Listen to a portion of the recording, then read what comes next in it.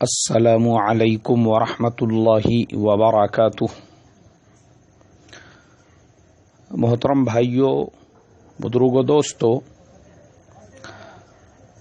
یہ ہمارا اصلاح معاشرہ کا 650واں سبق ہے۔ محترم بزرگوں، سب سے پہلے تو میں اللہ تبارک و تعالی کا شکر ادا کرتا ہوں۔ الحمدللہ، اس نے اپنے فضل سے، اپنے کرم سے ایک چھوٹا سا سلسلہ دوستوں کے تقاضے پر ہم نے شروع کیا تھا، اس کو اللہ تبارک و تعالی نے آج 650ویں پائیدان تک پہنچایا، اور انشاءاللہ میں اللہ کی ذات سے امید رکھتا ہوں کہ جب تک سانس میں سانس باقی ہے، چاہے حالات کیسے بھی ہو، اس سلسلے کو ہم چلاتے رہیں گے، اور اللہ کی ذات سے امید رکھتے ہیں اللہ تبارک و تعالی اپنی مدد و نصرت ہمارے ساتھ شامل حال فرما کر ہم کو اس سلسلے کو آگے بڑھانے میں مزید تقویت عطا فرمائے۔ آمین ثم آمین۔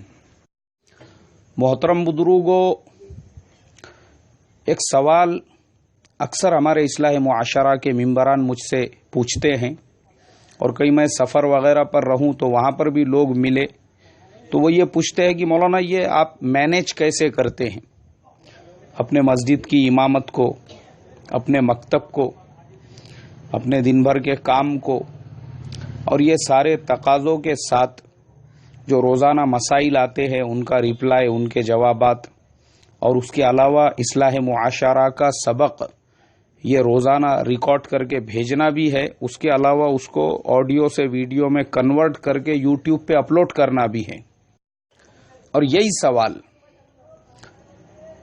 چند مہینے پہلے احمد آباد سے ایک ہمارے مولوی صاحب ہیں، انہوں نے کہا مولانا میں اور میرے گھر والے اس وقت تک سوتے نہیں جب تک کہ ہم لوگ اصلاح معاشرہ کا سبق نہیں سن لیتے، اور میری اہلیہ نے مجھ سے یہ کہا کہ مولانا صاحب سے پوچھو کہ بھئی مولانا صاحب آپ یہ تمام چیزوں کو کیسے مینیج کرتے ہیں، کس طریقے سے اللہ تبارک و تعالی آپ کے وقت میں برکت دیتا ہے۔ آج محترم بزرگوں، ہمارا 650واں سبق ہے، تو میں ضرور بتانا چاہوں گا۔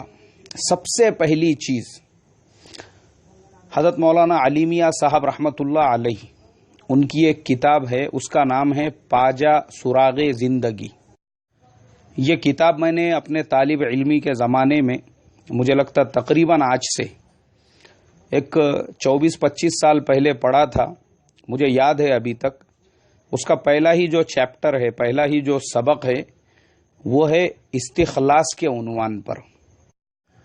اس پہلے ہی سبق میں حضرت مولانا سید ابو الحسن علی ندوی رحمۃ اللہ علیہ نے بہت ہی شدت کے ساتھ اس بات کے اوپر زور دیا کہ سب سے پہلی چیز، آپ کسی چیز کو اپنے لیے مختص کر لو۔ جب آپ نے مختص کر لیا، ایک چیز آپ نے طے کر دی کہ مجھے اپنی ساری صلاحیتیں، مجھے اپنی ساری انرجی اس کام میں لگانی ہے، تو پھر اپنا پورا کانسنٹریٹ اسی کام کے اوپر رکھو۔ جب آپ اس طریقے سے اس کام کو کرتے رہوں گے، انشاءاللہ اس کا نتیجہ ضرور آپ کے سامنے آئے گا۔ اور میں سمجھتا ہوں ہمارے زمانے کے ہر ایک طالب علم نے اور تعلیم و تعلم سے تعلق رکھنے والے نے حضرت مولانا علی میاں صاحب رحمۃ اللہ علیہ کی یہ کتاب پاجا سراغ زندگی ضرور پڑھنا چاہیے۔ مجھے جس زمانے میں یہ کتاب پڑھنے کے لیے ملی تو وہ ہمارا طالب علمی کا دور تھا۔ میں نے اسی وقت میں طے کیا، میں نے کہا انشاءاللہ اپنی ساری صلاحیتیں جب تک سانس میں سانس ہے اللہ کے دین کی محنت کے لیے لگانا ہے۔ اب دین کی محنت چاہے وہ کسی بھی زاویے سے ہو، کسی بھی اعتبار سے، کسی بھی لائن سے، کسی بھی شعبے سے ہو، چاہے وہ خدمت خلق کے شعبے سے ہو، درس و تدریس کے شعبے سے ہو، تعلیم و تعلم کے شعبے سے ہو، امامت و خطابت کے لائن سے ہو، کسی بھی لائن سے، لیکن کرنا ہے تو دین کی خدمت ہی کرنا ہے۔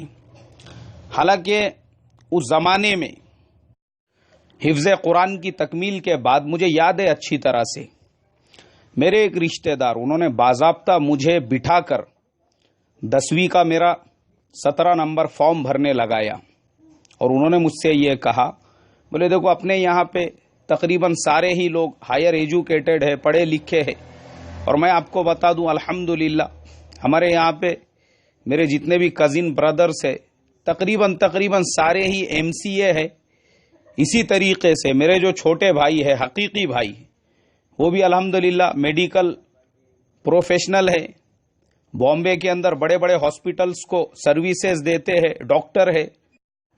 تو انہوں نے مجھ سے بھی یہ کہا، بولے دیکھو آگے چل کر کچھ نہیں ہے سوائے مسجد کی چٹائیاں صاف کرنے کے، مسجد کے طہارت خانے صاف کرنے کے، مسجد میں 5 وقت اذان دینے کے، یا مسجد کے اندر امامت کرنے کے، اس کے علاوہ فیوچر نہیں ہے بولے کچھ بھی۔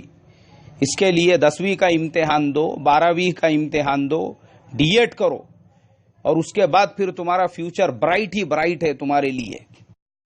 لیکن میں یہ طے کر چکا تھا کہ اپنے کو دنیا کا ایجوکیشن حاصل کر کے اپنا فیوچر برائٹ نہیں کرنا ہے، بلکہ اپنے آپ کو مسجد کی خدمت کے لیے تعلیم و تعلم سے اور درس و تدریس سے ہی جوڑ کر رکھنا ہے۔ یہی اپنا فیوچر ہے، یہی اپنی زندگی ہے۔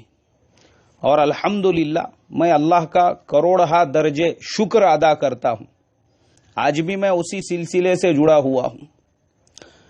امامت کرتے کرتے جب اللہ تبارک و تعالی کی طرف سے خود مجھے یہ شرح صدر ہو گیا کہ امامت کے ساتھ میں یہ کام کر سکتا ہوں، پھر اس کے بعد میں نے خود 10ویں کا امتحان پاس کر کے، آگے کی تعلیم حاصل کر کے، کمپیوٹر کا ایجوکیشن حاصل کر کے، اور بہت سارے ڈپلوما اور بہت سارے کورس کر کے، پھر اللہ کے فضل و کرم سے ایک وقت ایسا آیا کہ آج میں دونوں کام بس سہولت اور آسانی کے ساتھ میں کر رہا ہوں۔ کوئی حرج نہیں ہے، کیونکہ مقصد جو ہے، مقصد میں آپ کو بتا دیتا ہوں، مقصد ہے امامت، مقصد ہے مسجد کی خدمت۔ اس کے علاوہ جو جاب ہے، اس کے علاوہ جو دوسرے کام ہیں، وہ ہمارا مقصد نہیں ہے، وہ ہماری ضرورت ہے۔ میں نے امامت کے لیے بہت سارے جاب چھوڑ دیے، بہت سارے چینج کر دیے، امامت میں نے نہیں چھوڑا۔ میں آج بھی امام ہوں، لوگ مجھے امام کے نام سے ہی جانتے ہیں، لیکن جاب کے لیے، کام کے لیے میں نے کبھی کسی مسجد کو نہیں چھوڑا۔ اب رہا وقت میں برکت کا مسئلہ۔ ایک حدیث اللہ کے پیارے حبیب صلی اللہ علیہ وسلم نے فرمایا، آدمی کے دین کی خوبی یہ ہے کہ وہ لا یعنی باتوں اور فضول کاموں کو چھوڑ دے۔ محترم بزرگوں، بس یہ ایک حدیث میرے وقت میں برکت کی سب سے بڑی وجہ اور سب سے بڑا ذریعہ، اللہ کے پیارے حبیب صلی اللہ علیہ وسلم کی اس حدیث پر میں اتنی شدت کے ساتھ میں عمل کرتا ہوں، جس کی وجہ سے نہ لایانی باتوں کے لیے اور فضول کاموں کے لیے میرے پاس میں وقت بچتا ہے۔ اب میں آپ کو بتاتا ہوں وقت میں اللہ تبارک و تعالی کیسے برکت عطا فرماتے ہیں۔ فجر کی نماز کے فوراً بعد میں روزانہ کا سبق ریکارڈ کر لیتا ہوں، اس کے فوراً بعد اپنے کام کے لیے روانہ ہو جاتا ہوں۔ وہاں پہنچنے کے بعد ناشتے کی چھٹی ہوتی ہے یا کسی اور کام کے لیے چھٹی ملتی ہے، تو وہ فرصت کا جو وقت ہوتا ہے، اسی وقت میں تمام ممبران کی خدمت میں اس دن کا سبق بھیج دیا جاتا ہے، اور پھر ان کے ذریعے سے آگے اس طریقے سے پھر سبق کا سلسلہ جو ہے وہ تمام لوگوں تک پہنچ جاتا ہے۔ یہ روزانہ کی میری ترتیب ہے سبق بھیجنے کی۔ اور اس کے بعد پھر دوپہر میں جیسے ہی وقت ملتا ہے تو اور ایک دو ساتھی ہے، ہم لوگ ظہر کی نماز پڑھ لیتے ہیں، پھر ایسے ہی عصر کا وقت ملتا ہے، عصر کی نماز پڑھ لیتے ہیں، اور وہاں سے نکلنے کے بعد میں سیدھا اپنے مسجد میں جاتا ہوں۔ راستے میں میری کوئی بیٹھک نہیں ہے, کسی ہوٹل میں میں رکتا نہیں ہوں, کہیں پہ میری کوئی مجلس نہیں ہے. سیدھا مسجد میں پہنچے تو اذان کو ایک 10-15 منٹ باقی ہوتے ہیں, اس وقت میں اپنی ضروریات سے, دوسرے تقاضوں سے فارغ ہو کر مغرب کی تیاری. مغرب کی اذان ہو گئی. مغرب کی نماز کے بعد ہمارے مسجد میں ہم نے تقریباً آج 10 مہینے ہو چکے ہیں, جب برما اور فلسطین وغیرہ کے حالات خراب تھے, اس وقت سے ہم نے سورہ یاسین کی تلاوت کا سلسلہ شروع کیا. الحمدللہ وہ ابھی تک چل رہا ہے. روزانہ مغرب کے بعد میں سورہ یاسین کی تلاوت ہوتی ہے. اس کے بعد اجتماعی طور پر پوری امت مسلمہ کے لیے دعا ہوتی ہے, اور اس کے فوراً بعد پھر ہمارا جو مکتب ہے الحمدللہ عشاء تک اس کا سلسلہ چلتا ہے. عشاء کی اذان سے تھوڑی دیر پہلے مکتب کی چھٹی ہو گئی, عشاء کی تیاری ہو گئی, عشاء کی نماز پڑھے, نماز پڑھ کے پھر واپس اپنے گھر کی طرف نکل گئے. راستے میں پھر میری کوئی بیٹھک نہیں, کوئی ملاقاتی نہیں, کوئی مجلس نہیں, مجھے ہوٹلوں وغیرہ کے اندر بیٹھ کر چائے پینے کا شوق نہیں.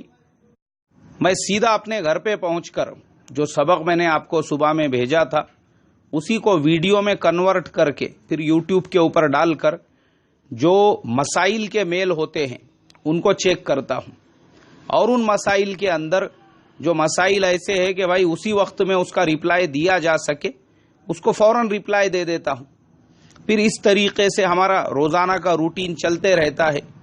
اللہ کے فضل و کرم سے مسائل کے جوابات بھی ہوتے ہیں. پھر عشاء کے بعد بہت سارے لوگ ان کے فون آتے ہیں, تو میں کھانا کھاتے کھاتے ان کے فون بھی ریسیو کرتا ہوں, ان سے بات بھی کرتا ہوں.